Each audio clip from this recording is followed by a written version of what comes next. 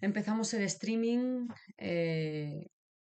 sinceramente no sé qué ha pasado porque eh,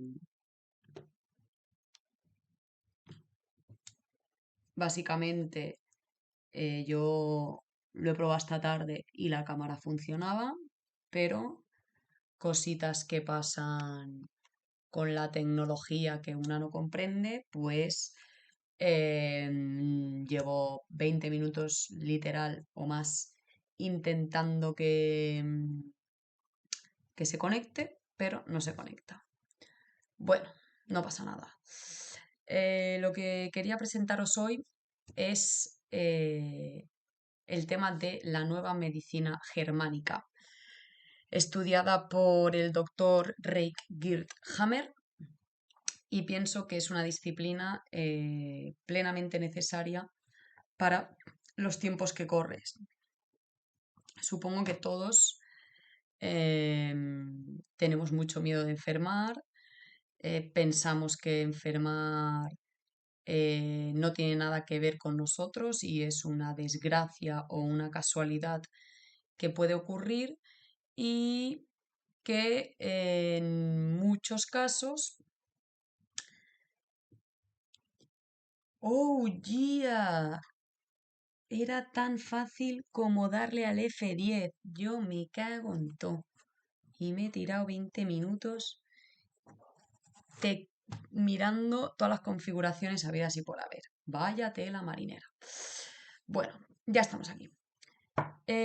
Os quiero presentar al doctor Hammer y a lo que investigó porque me parece una ciencia totalmente revolucionaria y me parece esencial porque en el momento en que nosotros empezamos a sentir unos síntomas o empezamos a sentir unos problemas de salud y entramos en pánico, vamos corriendo al médico, ¿no? Y muy a mi pesar, los centros hospitalarios a día de hoy son bastante ignorantes. Son bastante ignorantes y lamentablemente muchas de las muertes que suceden a día de hoy por supuestas enfermedades incurables son básicamente fruto de la ignorancia, de, de la incapacidad del personal por expandir su mente más allá y por la negación a saber, por la negación a saber, porque lo que voy a presentar hoy aquí lleva años sabiéndose y es una tragedia que siga aún en una tan pequeña minoría de la humanidad. Es una verdadera desgracia que los descubrimientos que hizo este doctor no estén en la mente de la gente. ¿Quién es Reik Hammer? Pues bueno, básicamente Reik Hammer es un doctor, ¿vale? De Alemania, un doctor bien posicionado. Ahora mismo está muerto, ¿eh? Hablamos de hace unos 60 años así. Bueno, menos, unos 40. Cuando empezó a hacer sus descubrimientos, no sé bien la edad, pero si murió en 2017 con 82 años y sus descubrimientos los empezó a hacer cuando él tenía un hijo que ya rondaba la edad de los 17 años, pues a lo mejor hace unos 30 40 años del tema. La cosa es la siguiente. Este señor eh, era el típico doctor de toda la vida, que tiene su consulta, que tiene su sueldo, que encima está bien posicionado, porque, bueno, ahí podéis ver, es doctor en medicina, especialista en psiquiatría, pediatría, medicina interna, estudio radiología.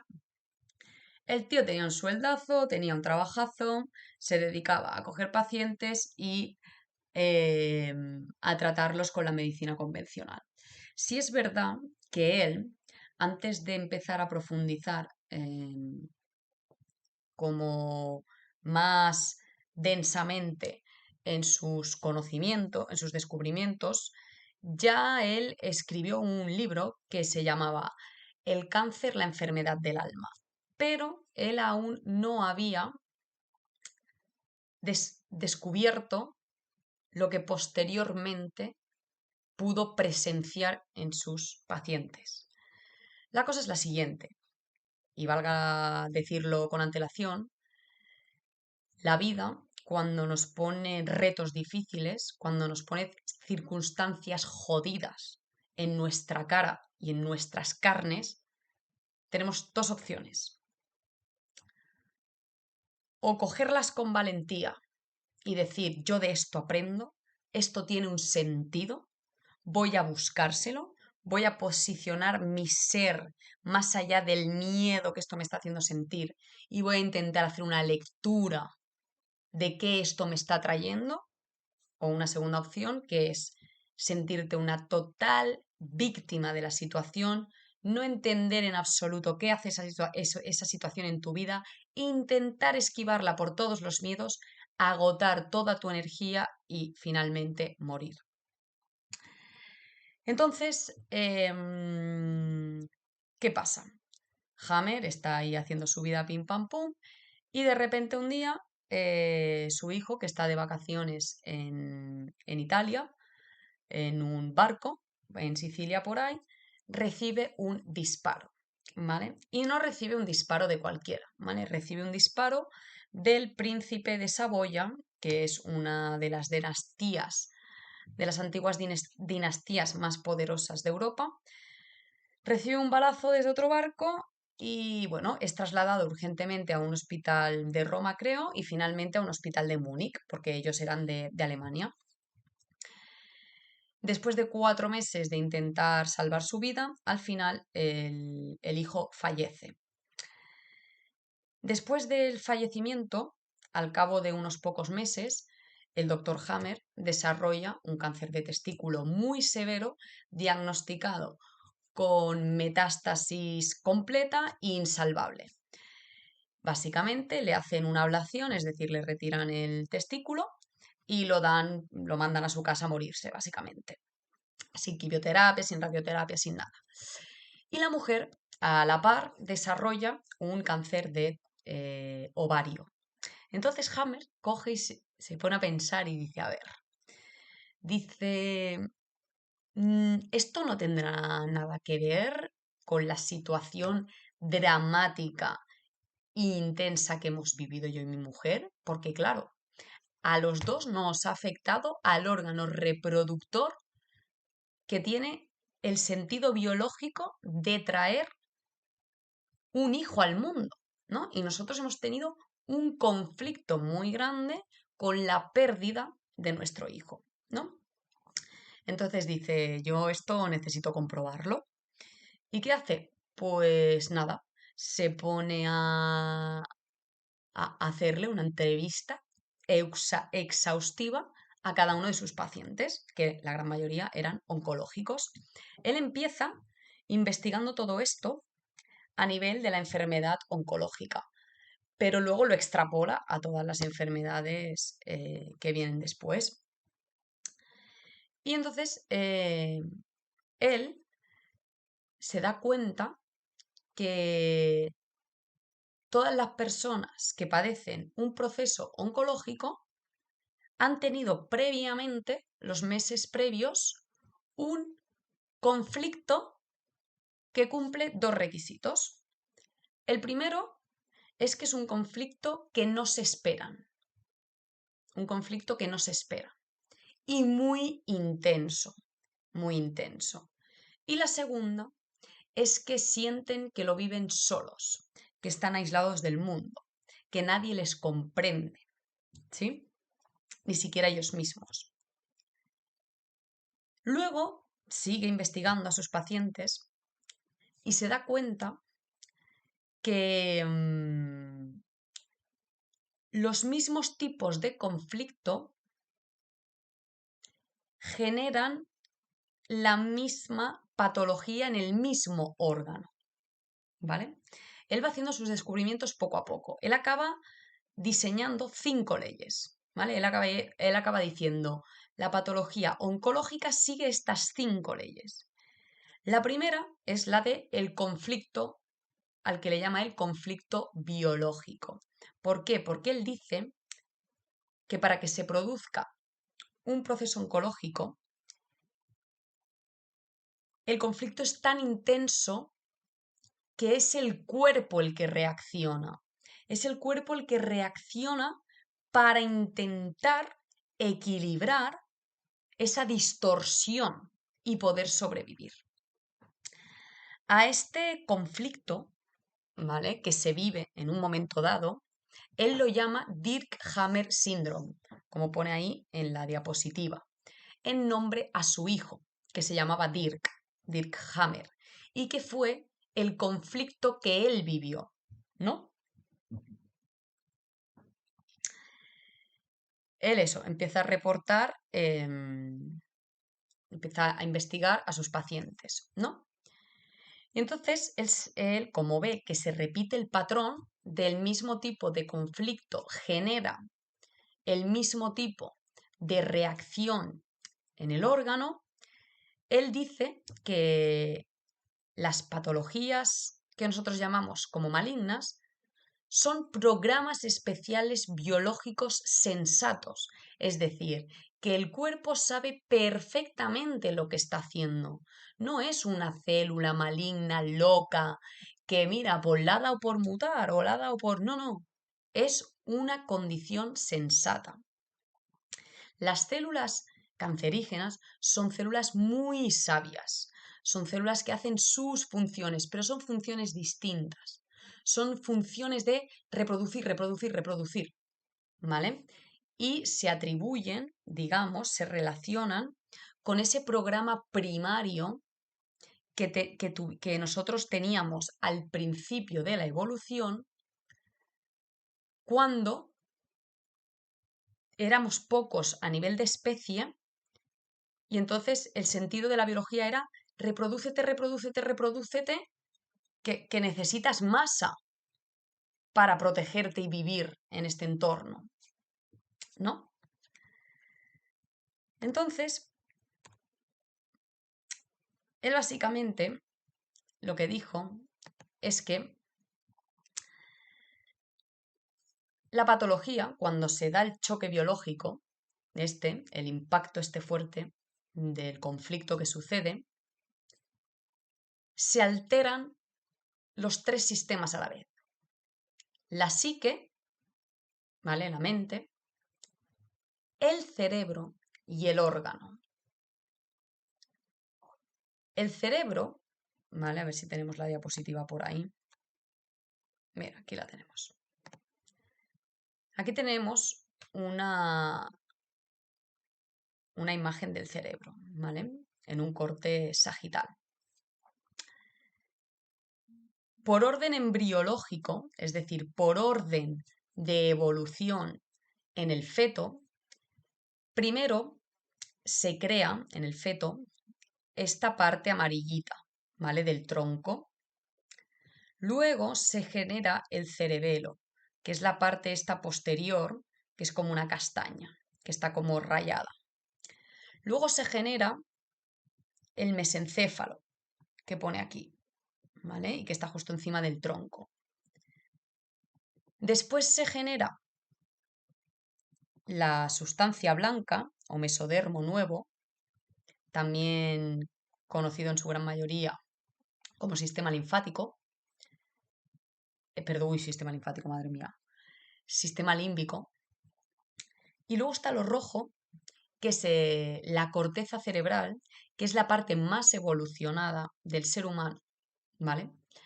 Cada una de estas partes del cerebro se corresponde a unas funciones.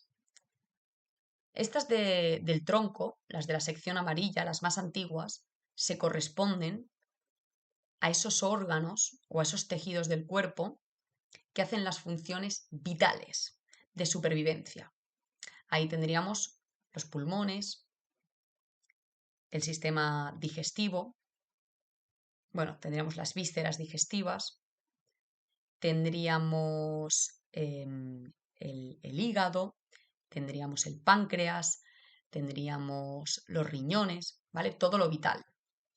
No quiere decir que todas las partes del intestino o todas las partes del pulmón o todas las partes del estómago estén controladas por esa parte, porque en los órganos hay diferentes tejidos, hay diferentes tipos de células, algunos más primarios, que hacen cosas más básicas, y otras que hacen cosas más complejas, pero para entendernos de manera general, ¿vale? Órganos vitales sería el tronco y la castaña, el cerebelo, ¿vale? Órganos o tejidos con el desarrollo, ¿sí? Con ponerme de pie y caminar, sentirme hábil para saltar, para defenderme, para proteger, para criar, para ganarme mi propia comida, para proteger mi territorio, para desarrollar mi hogar, mi protección, cosas más evolucionadas en conciencia, estarían gobernadas, ¿sí? Por el mesodermo nuevo, ¿sí? Que es la sustancia blanca esta, y la corteza cerebral, que es el ectodermo que se llama. ¿Vale? Vamos a hacer esas dos primeras diferencias.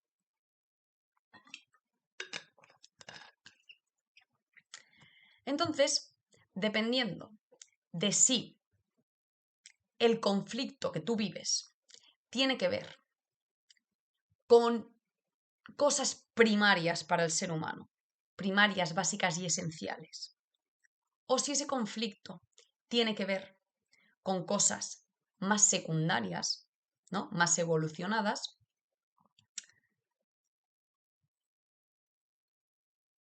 la parte del cerebro, o del encéfalo más bien, que gobernará la patología será la antigua o la nueva. Y entonces Hammer desarrolla esta tabla, ¿vale? En rojo tenemos el cerebro nuevo, ¿vale? El que tiene que ver con los conflictos más de conciencia más evolucionada. Y abajo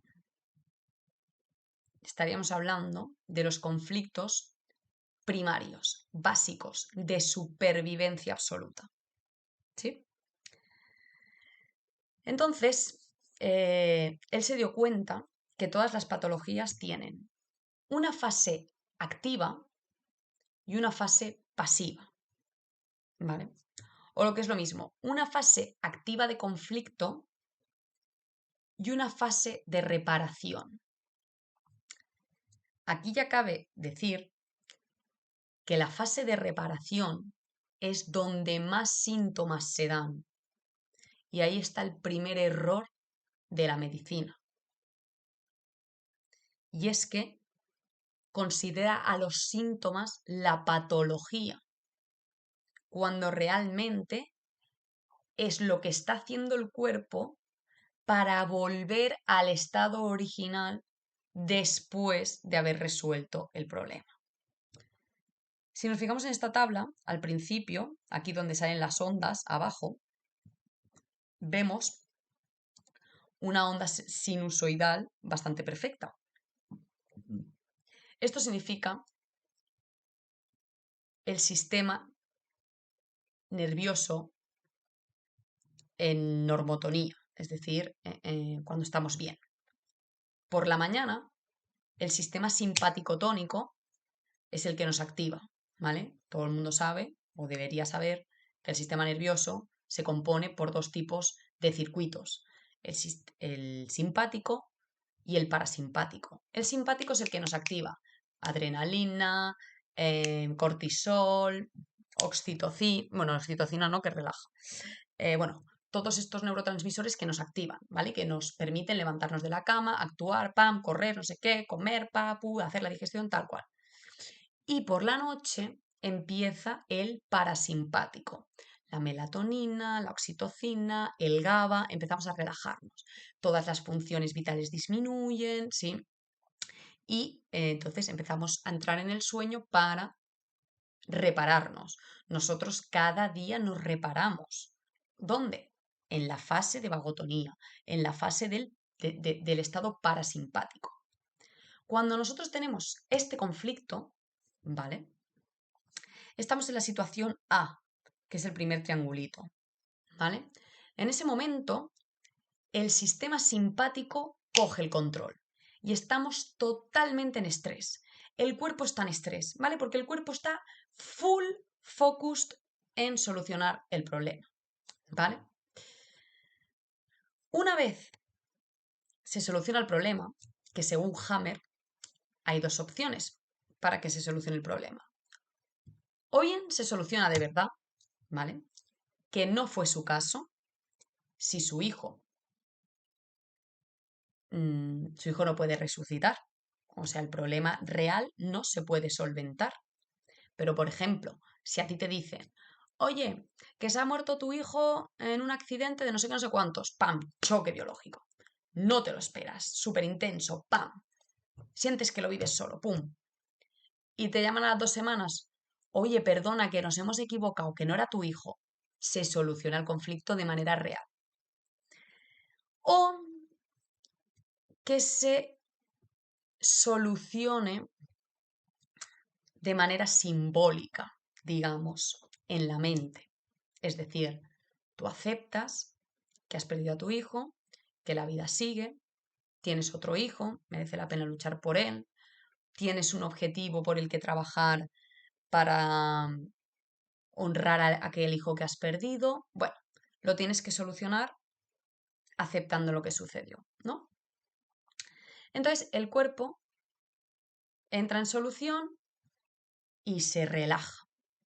El sistema simpático se para por completo y se activa el parasimpático. Y entonces empieza el cansancio, ¿sí? Empieza la fiebre, empieza la inflamación.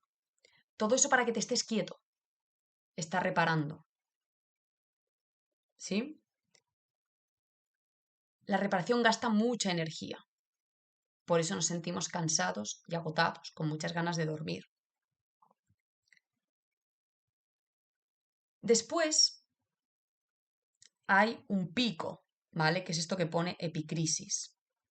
Este pico es porque, dependiendo de la gravedad del conflicto, pero bueno, es independiente, o sea, realmente es independiente a eso, pero digamos que como has estado estresado mucho rato y de repente bajas a la pasividad, el cuerpo necesita darte el aviso de que va a salir de esa pasividad. Entonces, como que vuelve momentáneamente a la simpaticotonía, un poco para frenar la vagotonía, porque la vagotonía, si es extrema, te lo paraliza todo y te puede hasta matar. Entonces, como que vuelve a ir a la simpaticotonía por unos breves momentos, dependiendo de la patología, ¿no?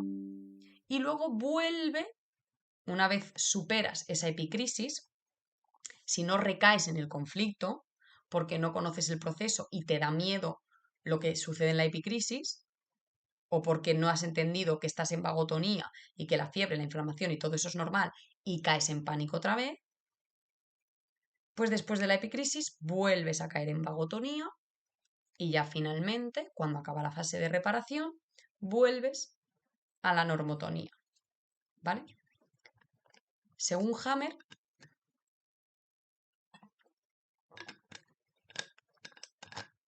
dejando a nuestro cuerpo que actúe y sin caer en pánico,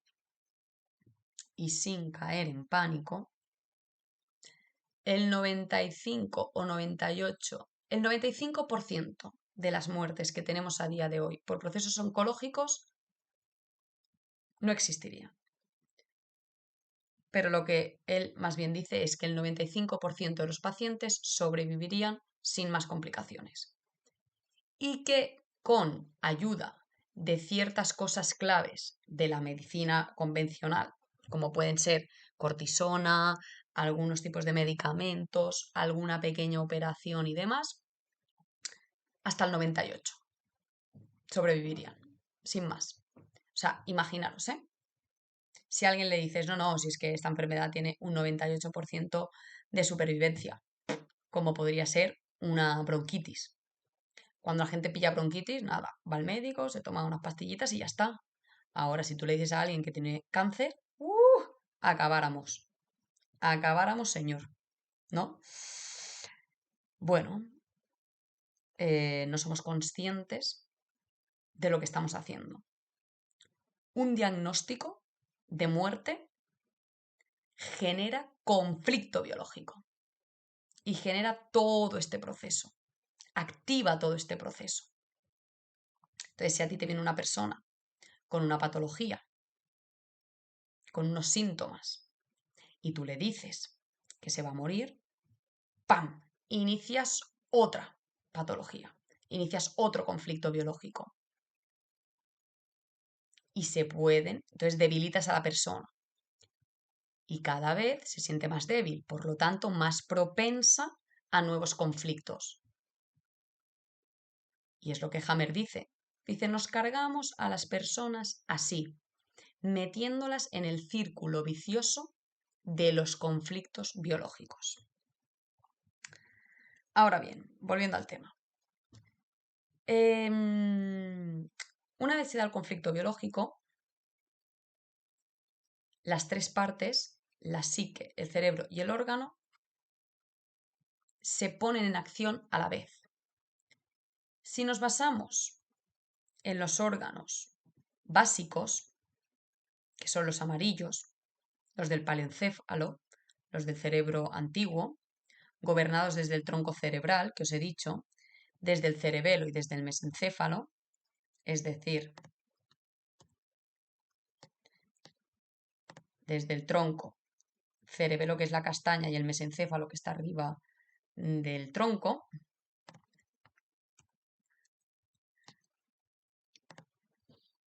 vemos que la proliferación celular, lo que entendemos como tumor o como cáncer, se da en la fase activa, ¿sí?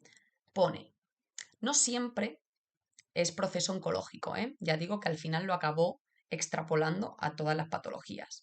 A veces es aumento de la función, ¿vale? Ahí podemos encontrarnos presión arterial, hipertiroidismo, taquicardias, aumento de la función, ¿vale? Generar más bilirrubina, etcétera, ¿no? Entonces, porque básicamente él es lo que dice, las patologías tienen una parte en que el tejido, que es el responsable de solucionar eso, aumenta su función y en la fase de restauración la disminuye y luego vuelve a la normalidad. O pasa al revés. Primero disminuye su función y luego la aumenta para solventar aquella disminución y luego volver a la normalidad.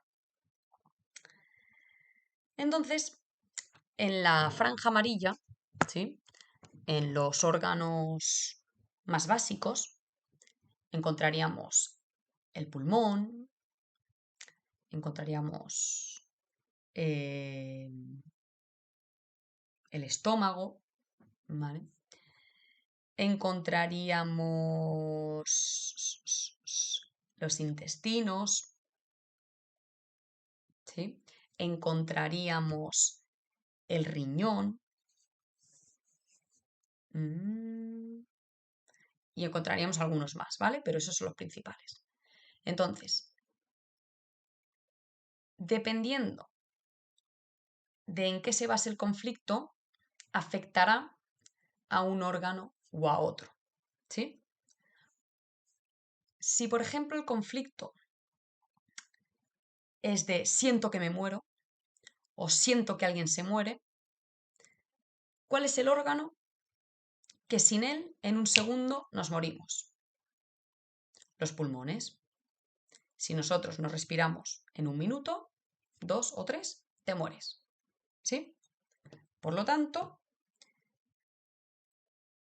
el miedo a la muerte activa el pulmón. ¿Y qué hace el pulmón? ¿Qué orden le da el cerebro al pulmón? Haz más pulmón. ¿Sientes que te mueres? ¿Sientes que te falta el aire? No pasa nada, te doy más pulmón, te doy más pulmón. ¿Vale? Pam, pam, pam, pam, pam.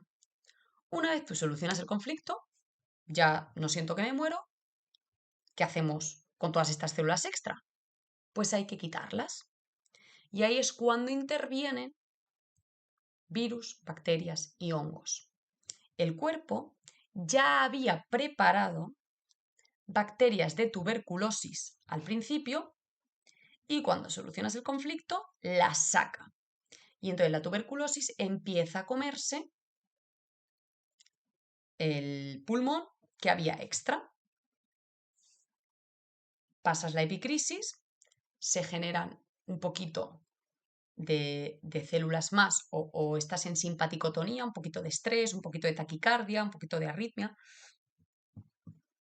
Y finalmente vuelves otra vez a estar la función de las bacterias, enquistan el tumor, lo ponen en un edema, en líquido, finalmente expulsan el líquido y eso acaba cicatrizando y siendo absorbido.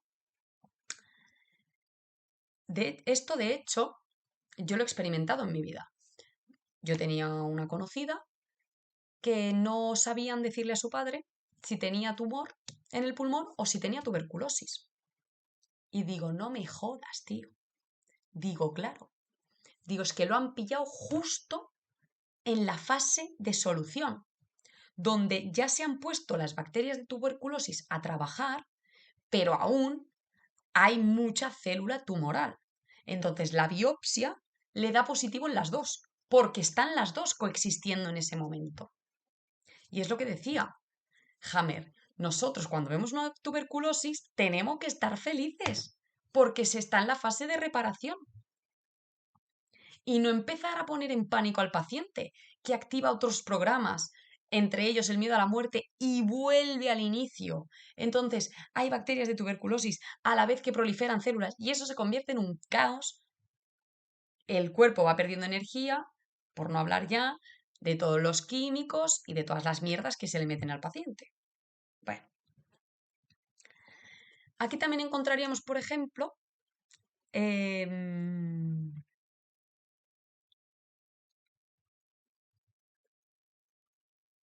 estómago, si no me equivoco. A ver, déjame que busque, que no lo quiero decir mal. Estómago. A ver.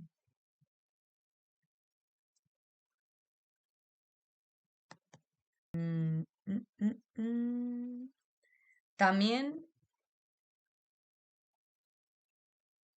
bueno, sí, seguro que el estómago en alguna de sus partes está en este lado, ¿vale? Aquí encontramos